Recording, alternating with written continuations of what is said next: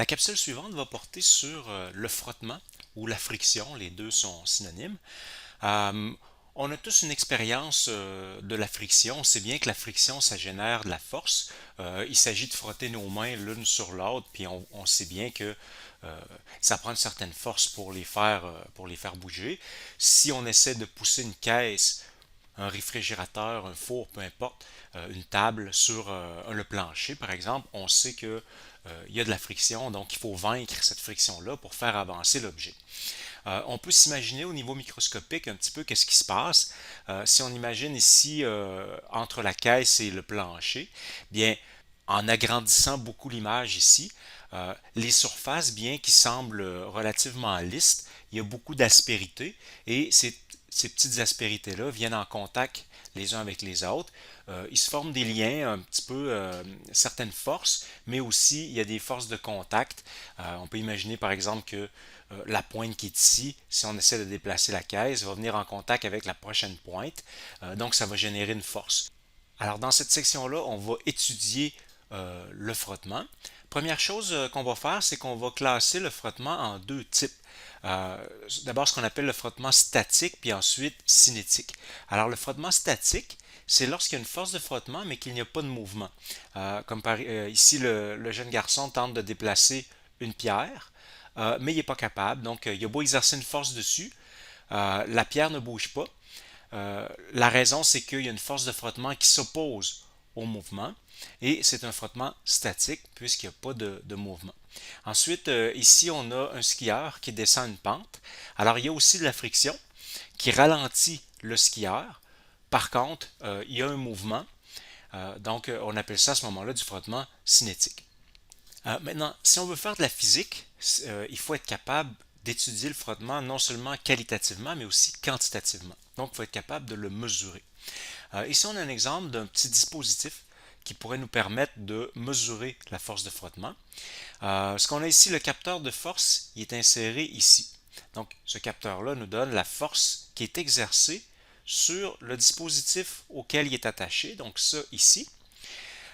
Et ça, bon, ça contient, c'est une espèce de petite barre là, qui contient une espèce de piston qui lui est en contact avec une autre plaque ici en dessous. La force de contact, ça va être la force normale parce que dans le fond, on peut tout simplement mettre un poids ici, par exemple, on va mettre un poids sur cet objet-là, donc ça va générer une force vers le bas. Il va donc y avoir un contact ici entre les deux surfaces et la force de contact, c'est ce qu'on appelle la force normale. Ensuite, pour tester la friction, qu'est-ce qu'on fait? C'est qu'on tire sur le bloc blanc qui est ici en bas. On tire vers la gauche avec une certaine force. Je l'appelle la force appliquée. Donc, au début, qu'est-ce qui se passe? On tire, il n'y a rien, il n'y a pas de mouvement, la friction est assez grande, donc il n'y a pas de mouvement. Et éventuellement, si on tire assez fort, l'objet qui est en dessous va glisser. À tout moment, on mesure la force avec le capteur de force. Une autre façon d'étudier le frottement, c'est avec un dispositif comme celui-là. Donc c'est semblable un peu à ce qu'on a ici, sauf qu'on y va en rotation. Donc on a notre piston qui est là, avec une charge qui est appliquée, puis on a un disque qui est en rotation, et on mesure quelle est la force qu'il faut pour maintenir le disque en rotation.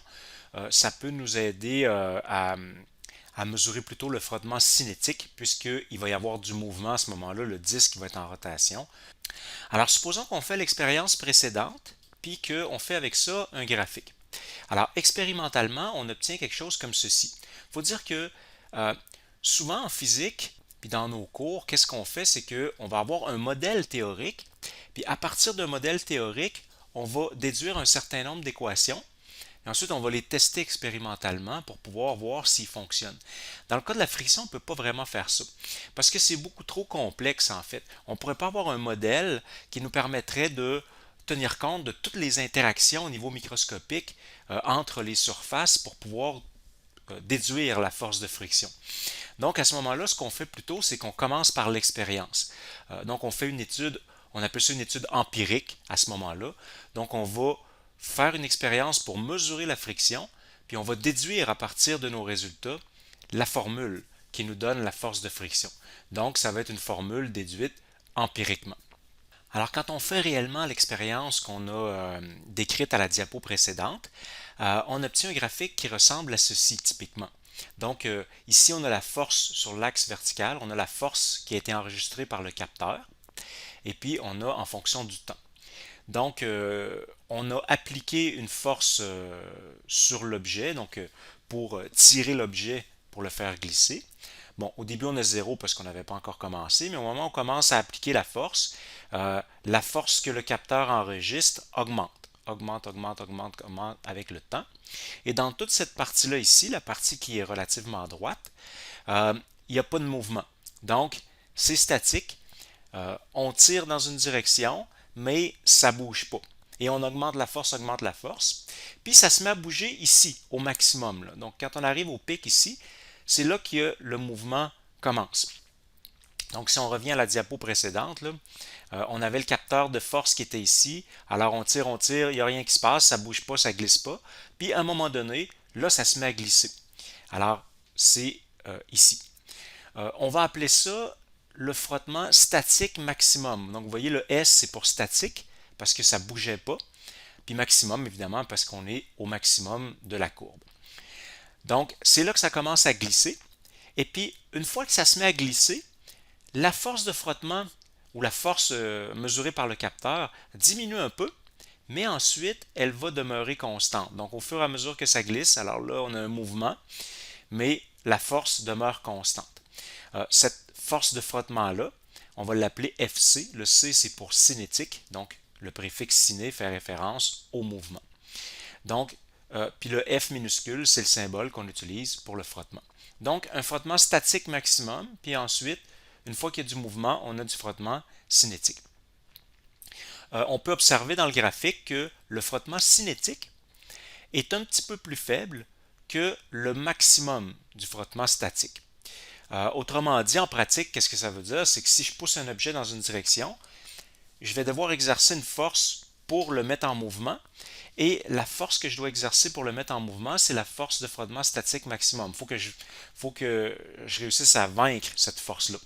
Mais une fois qu'il est en mouvement, pour le maintenir en mouvement, je peux exercer une force légèrement plus faible puisque le frottement cinétique est un petit peu plus faible. Donc ça va être un peu plus facile de le maintenir en mouvement que ça l'a été de le mettre en mouvement. Alors si on essaie de mettre ça maintenant en équation, alors quelles sont les observations qu'on peut faire? Premièrement, la force de frottement statique maximum, elle dépend de la force de contact entre les surfaces. On ne le voit pas dans le graphique ici parce que ça c'est un graphique, mais il faut imaginer qu'on reprend cette expérience-là à plusieurs reprises en changeant la force normale. C'est-à-dire, changer la force normale, ça veut dire ici dans le dispositif, mettre une plus grosse charge, par exemple sur le piston qui est ici. Alors plus la charge est importante, plus la friction va être importante. Intuitivement, on s'en doutait bien, si vous prenez vos mains, vous les mettez ensemble, si vous ne poussez pas très fort, il n'y aura pas une grosse friction entre vos mains. Si vous les appuyez avec beaucoup plus de force, la force de friction va être plus importante. Donc en fait, la force de friction, elle est tout simplement proportionnelle à la force qui maintient les deux surfaces l'une contre l'autre, qui est en fait la force normale. Alors on peut comprendre assez facilement pourquoi la force de friction augmente avec la force de contact. Si on imagine ici au niveau microscopique les surfaces, quand la force normale est relativement faible, à ce moment-là, le contact est moins prononcé entre les surfaces, alors que si on augmente la force normale, bien les surfaces viennent en contact plus intime ensemble, donc il y a plus de force de contact entre les aspérités, et donc ça va augmenter la force de friction. On utilise des ailerons sur les véhicules de course, par exemple, pour cette raison-là, pour augmenter la force normale. Alors ici, dans la voiture de Formule 1, derrière, il y a un aileron, devant aussi. Le but, c'est que, en fait, ces ailerons-là, c'est un peu comme des ailes d'avion à l'envers. Quand le véhicule va avancer, ça sert à créer une force vers le bas, donc pour pousser le véhicule sur le sol, de manière à augmenter la force de contact entre les pneus et la route, pour augmenter la force de friction le plus possible. On pourrait obtenir le même effet en augmentant la masse du véhicule, donc en mettant un plus grand poids sur les roues par exemple, Par contre, ça aurait le désavantage que si on augmente inutilement la masse du véhicule, il est aussi plus difficile à accélérer, ça va prendre plus d'énergie, etc. Donc ce qu'on veut, c'est maintenir le véhicule le plus léger possible, mais en augmentant la force normale, donc en le faisant avec des ailerons comme ça a l'avantage de ne pas augmenter le poids du véhicule. Donc ça, c'est la première observation qu'on fait, qui est quand même assez intuitive. Autre observation, la force de frottement statique maximum va dépendre de la nature des surfaces. Ça aussi, c'est très intuitif. On peut bien imaginer que si les deux surfaces, c'est du papier sablé, la force de friction va être importante. Si les deux surfaces, c'est de la glace mouillée, ça va glisser assez facilement, donc la force de friction va être relativement faible. Donc, ça dépend de la nature des surfaces. Ça, c'est quand même assez évident aussi. Par contre, une observation qui est beaucoup moins évidente, c'est que la force de frottement ne dépend pas de la grandeur de la surface. Donc, dans le dispositif qu'on a vu tantôt, ça ne permettait pas nécessairement de changer tellement la surface. On avait un piston qui était un peu rond, là, qui venait en contact avec une planche. Bon, on ne pouvait pas vraiment changer la surface, mais on peut imaginer qu'on change un petit peu le dispositif, puis qu'on s'arrange pour avoir, par exemple, une surface de contact rectangulaire. Puis ensuite, on fait l'expérience en changeant cette surface-là pour voir si ça va avoir un effet. Donc, quand on fait l'expérience en question, on se rend compte que la surface, la grandeur de la surface n'a pas d'importance. Je vous suggère une petite expérience pour vous convaincre de ça. Si vous avez votre volume de physique, vous pouvez le déposer sur la table devant vous, puis le faire bouger, donc le faire glisser comme ceci.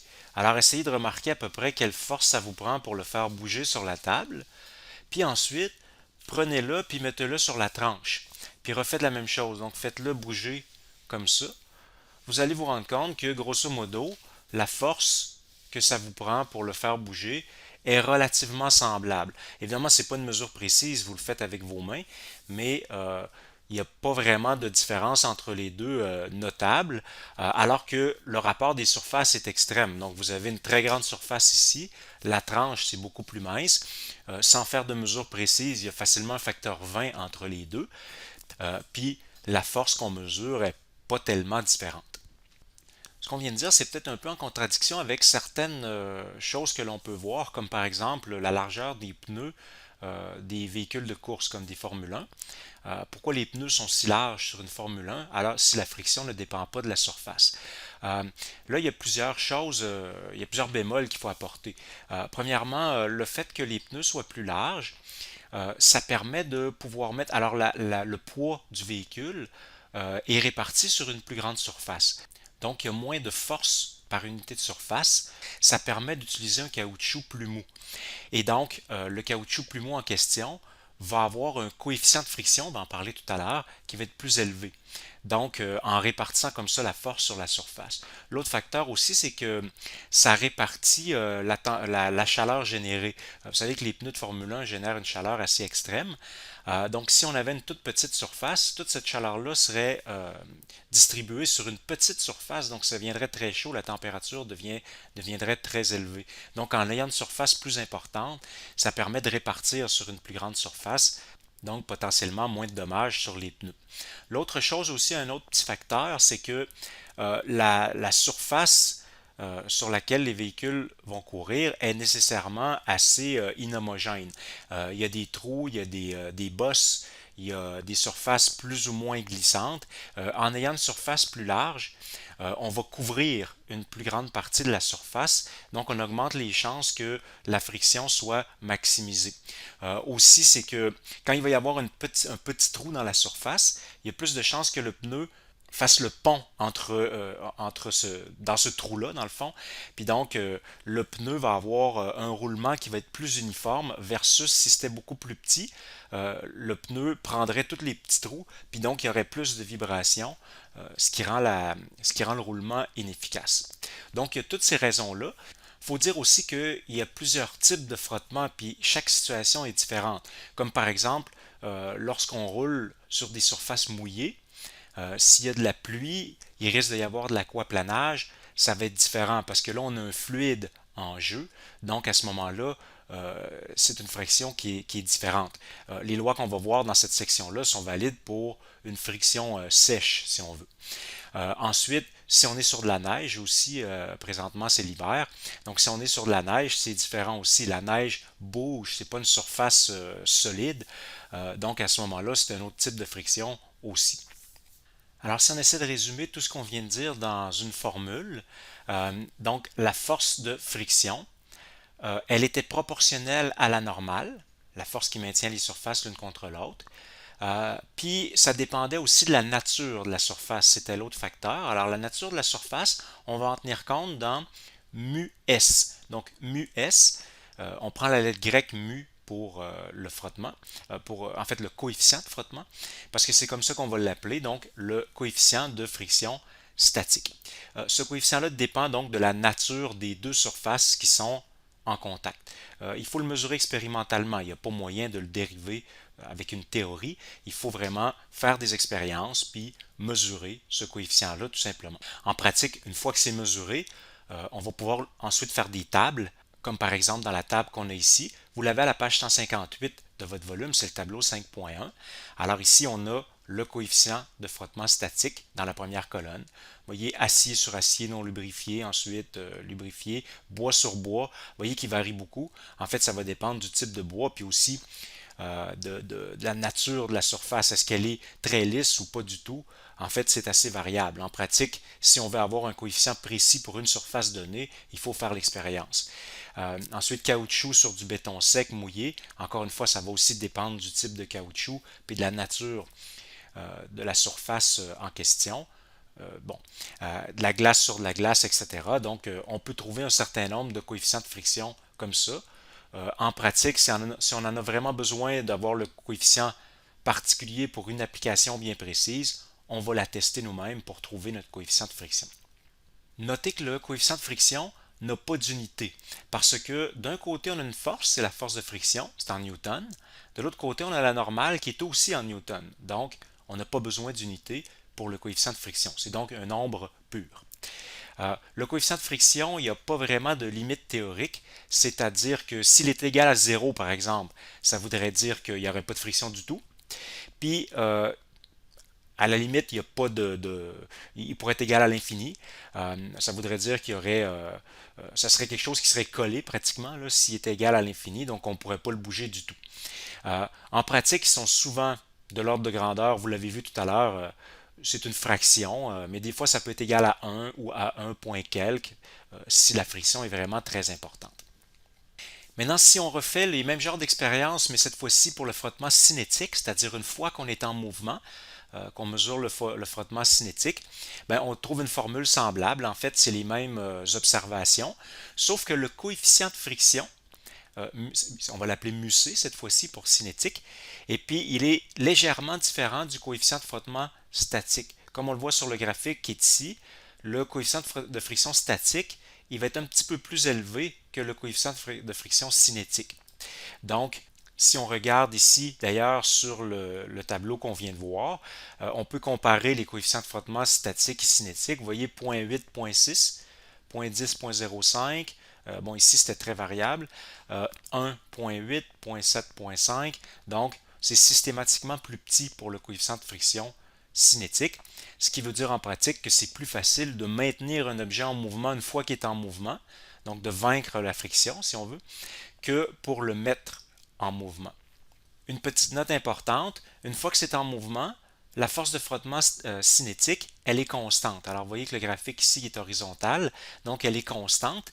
Ça veut dire que le frottement ne dépendra pas non plus de la vitesse. Si on va plus vite, moins vite, le frottement il va toujours être pareil. C'est vrai dans certaines limites, là, si on va très très vite, là il pourrait y avoir certains effets. Là. En particulier si la température, si l'objet va tellement vite que ça chauffe puis que la température augmente, là la nature des surfaces va changer. Donc effectivement, ça pourrait changer aussi le coefficient de friction. Alors voilà pour la théorie. Dans une prochaine capsule, on va faire des exemples où on va appliquer ces équations-là dans des problèmes de dynamique.